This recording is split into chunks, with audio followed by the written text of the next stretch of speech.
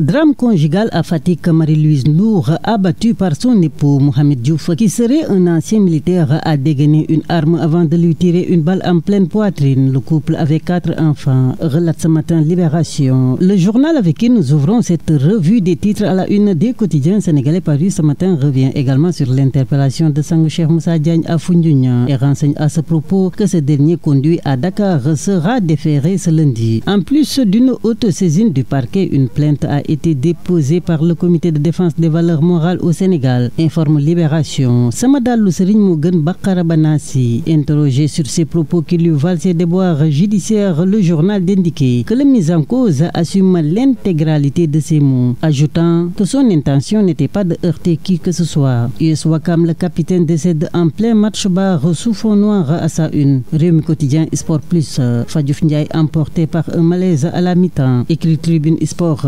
Décès tragique du capitaine des Requins Rouges, Fadiouf Ndiaye repose au cimetière de Wakam. Annonce record de la République à la haute cour de justice, audition d'anciens ministres. Le compte à rebours commence.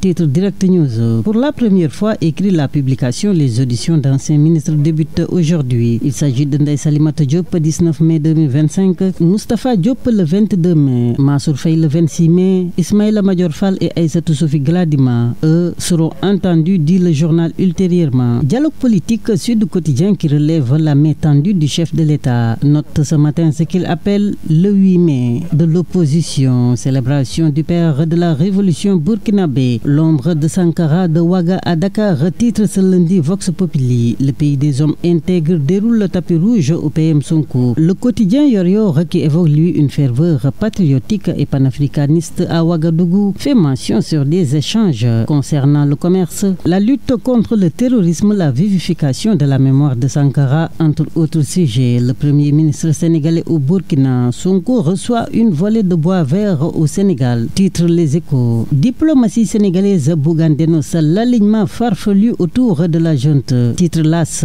Et puis le quotidien enquête sur un tout autre registre, livre à ses lecteurs ce matin le contenu d'un dossier consacré à la Tabaski 2025. À 17 jours de la fête, dit le journal, éleveurs et acheteurs vivent un grand stress entre Thiès, Matam, Kaolack et Saint-Louis. La publication qui note une grande incertitude sur les moutons de la sous-région fait un retour sur les mesures incitatives du gouvernement.